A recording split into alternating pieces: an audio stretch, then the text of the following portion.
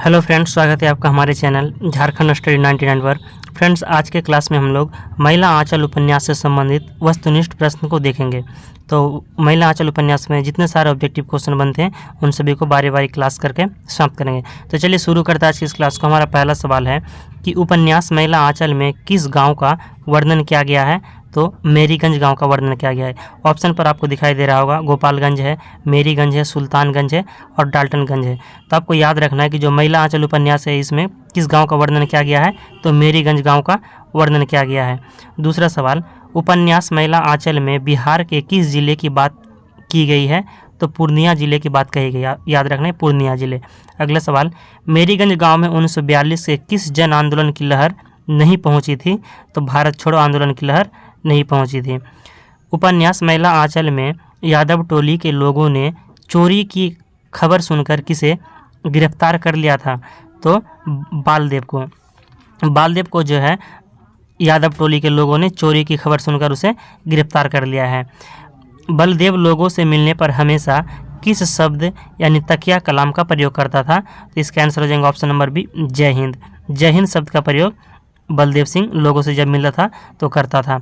उपन्यास महिला आंचल में किस पात्र को निरक्षरता पर ग्लानि महसूस हुई?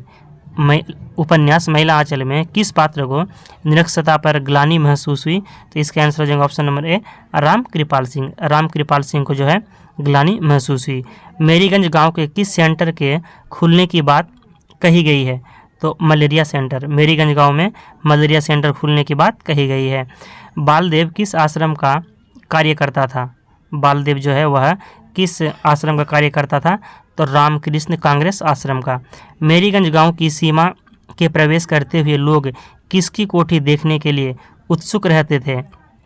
तो WG मार्टिन, जिसको मैके कहते हैं, इसकी कोठी देखने के लिए उत्सुक रहते थे। ऑप्शन नंबर डी राइट हो जाएंगे। अगला सवाल है, मेरीगंज गांव का नाम किसके नाम पर पड़ा था? तो मेरीगंज गांव का नाम मार्टिन की पत्नी के नाम पर पड़ा था। ऑप्शन नंबर ए राइट हो जाएंगे, मार्टिन की पत्नी। किस नदी को पार करके मेरीगंज गांव जाना पड़ता था? तो इसका आंसर हो जाएगा बूढ़ी कोसी। बूढ़ी कोसी नदी को पार करके ही मेरीगंज गांव जाना पड़ता था। उपन्यास महिला आंचल में नवाबी तड़बन्ना का प्रयोग किसके लिए किया गया है? उपन्यास महिला आंचल में नवाबी तड़बन्ना का प्रयोग किसके लिए किया गया है? तो इसका आंसर हो जाएगा ऑप्शन नंबर बी, बूढ़ी कोसी के किनारे ताड़ व खजूर के पेड़ों का जंगल। बूढ़ी कोसी के किनारे यानी कोसी नदी के किनारे जो ताड़ व खजूर के पेड़ों का जंगल था उसे नवाबी तड़बन्ना कहा गया है। हमारा अगला सवाल है, मार्टिन का मानसिक संतुलन बिगड़ने के बाद उसे कहाँ भेजा गया था? जब मार्टिन का मानसिक संतुलन बिगड़ गया है तो उसे कहाँ भेजा गया है? तो कांके का पागलखाना भेजा गया है। मेरीगंज गाँव में कितने बरन के लोग रहते थे? तो मेरीगंज गांव में 12 बरन के लोग रहते थे। ऑप्शन नंबर बी राइट हो जाएंगे, 12 बरन के लोग। मेरीगंज गांव के पूरब में किस नदी की धारा बहती है? तो कमला नदी। मेरीगंज गांव के पूरब में किस नदी की धारा बहती है? तो कमला नदी की धारा बहती है। मेरीगंज गांव के लोग कितने दलों में बटे हुए हैं? तो मेरीगंज गांव के लोग 3 दलों में बटे हुए थे। मेरीगंज गांव के लोग कितने दलों में बटे हुए थे? 3 दलों में। जब जब धर्म की हानि हुई है राजपूतों ने ही उनकी रक्षा की है, यह कथन किसका है? तो पंडितों का है। कायस्थ टोली के मुखिया विश्वनाथ प्रसाद मल्लिक कहाँ के तहसीलदार थे? तो वह राजा परसंगा के तहसीलदार थे। ऑप्शन नंबर ए राइट हो जाएंगे, राज परसंगा के तहसीलदार थे। किसके दादाजी महारानी चंपावती के एस्टेट के सिपाही थे?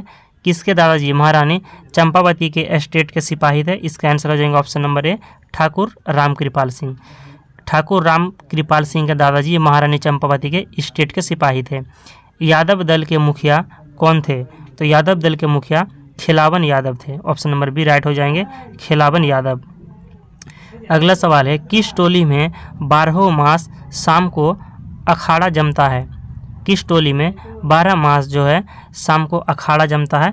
तो यादव टोली में जो है 12 मास शाम का अखाड़ा जमता है। उपन्यास महिला आंचल के शुभन मोची के ढोल पीटने से किस प्रकार की आवाज़ निकलती थी? इसका आंसर हो जाएगा ऑप्शन नंबर सी, ढाक ढिन्ना। ऑप्शन नंबर बी हो जाएगा, ढाक ढिन्ना। मेरीगंज गांव में पढ़े लिखे लोगों की संख्या कितनी थी? मेरीगंज गांव में पढ़े लिखे लोगों की संख्या कितनी थी? तो इसका आंसर हो जाएगा ऑप्शन नंबर डी 25। मेरीगंज गांव में पढ़े लिखों की संख्या 25 थी। 24वां प्रश्न, मेरीगंज गांव के मुख्य फसल की पैदावार इनमें से कौन नहीं है? धान, पाट, खेसारी या जौ? तो इसके आंसर हो जाएंगे 24 का ऑप्शन नंबर डी जौ। जौ जो है यह नहीं है, जबकि मेरीगंज गांव का जो मुख्य फसल है धान था, पाट था और खेसारी था, जबकि जौ नहीं है।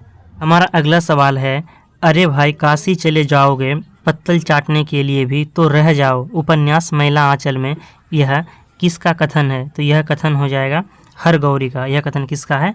तो हरगौरी का कथन है। अगला सवाल है, क्या डफाली मियाँ की तरह सूरत बनाई है? क्या डफाली मियाँ की तरह सूरत बनाई है कालीचरण को? यह किसने कहा था? तो यह कालीचरण को मंगला ने कहा है। इसका option number B right answer हो जाएगा मंगला।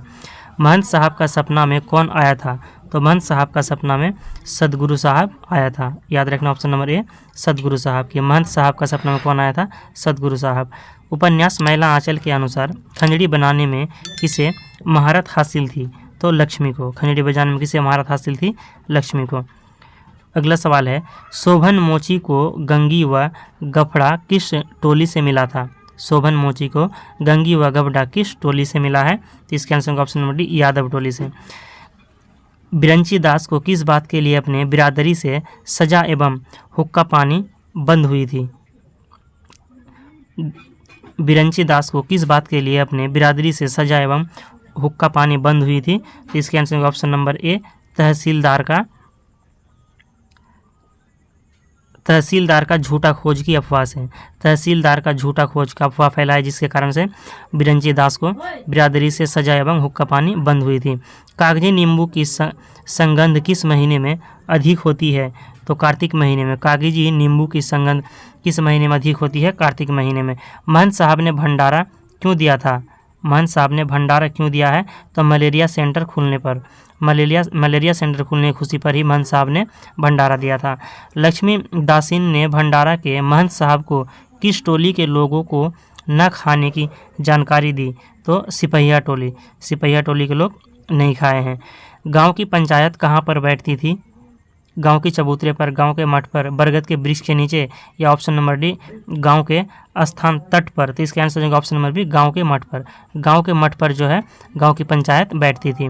किसने भविष्यवाणी करी थी कि गांव में गिद्ध कौवा उड़ेगा? तो जोतकी बाबा ने। जोतकी बाबा ने भविष्यवाणी करी थी कि गांव में गिद्ध और कौवा उड़ेगा। उपन्यास मैला आंचल के जहाँ मेल तहाँ सरग। उपन्यास मैला आंचल का जो वर्ड है जहाँ मेल तहाँ सरग किसका कथन है? यह कथन किसका है? तो सदगुरु साहब का है। सदगुरु साहब का कथन है जहाँ मेल तहाँ सरग। हमारा अगला सवाल है, लक्ष्मी दासीन को कौन रीन साहेब बोलता था? लक्ष्मी दासीन को कौन रीन साहेब बोलता था? तो बलदेव साहेब। मिनिस्टर साहब कौन थे जो अपना हस्ताक्षर करना भी नहीं जानते थे? यानी मिनिस्टर साहब कौन थे जिसे हस्ताक्षर करना भी नहीं आता? तो जयमंगल बाबू।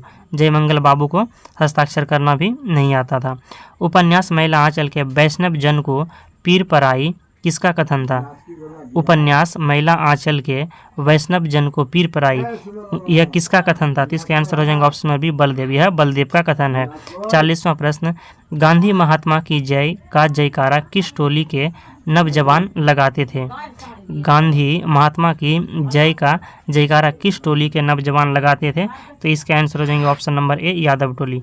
यादव टोली के लोग यह नारा लगाते थे। फारबिसगंज के नवतुरिया नेता कौन थे? फारबिसगंज के नवतुरिया नेता कौन थे? तो छोटन बाबू। छोटन बाबू जो है इसका आंसर हो जाएगा कि फारबिसगंज के नवतुरिया नेता छोटन बाबू थे। गांव के लोग किसके चले जाने से गांव का दुर्भाग्य होगा कहते थे? तो इसके आंसर हो जाएंगे option number A Baldev. Baldev को चले जाने से गांव का दुर्भाग्य होगा ऐसा कहते थे। मठ से लौटने के बाद बालदेव किसकी तबीयत खराब हुई? सुनता है। मठ से लौटने के बाद जो है बालदेव किसकी तबीयत खराब हुई है यह सुनता है? तो खिलावन सिंह का। इसका आंसर है खिलावन सिंह। रामकिशन बाबू का जमाना रामकिशन बाबू के साथ चला गया यह कथन किसका है? यह किसने कहा है? तो इसके आंसर होगा ऑप्शन नंबर डी छोटन बाबू। छोटन बाबू ने ही यह कहा है कि रामकिशन बाबू का जमाना रामकिशन बाबू के साथ चला गया। यह छोटन बाबू का कथन है। बचपन में गांव के लोग बालदेव को क्या कहकर पुकारते थे? टूअर, कुंवर, सुअर या फुहर। तो इसका आंसर हो जाएगा ऑप्शन नंबर ए टूअर। बचपन में गांव के लोग बालदेव को टूअर कहकर पुकारते थे। अगला सवाल, माँ के मरने के बाद बालदेव किसकी भैंस चराता था?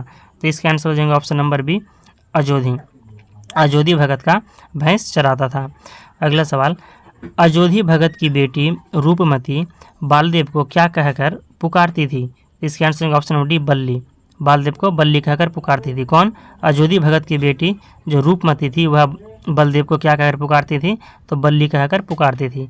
मेरीगंज को गांव के लोग किस गांव की तरह बनाना चाहते थे? रोहतासगढ़ की तरह, चनमपट्टी की तरह, दुलारपट्टी की तरह या इंगरपुर की तरह? तो इसका आंसर हो जाएंगे ऑप्शन नंबर बी चनमपट्टी की तरह।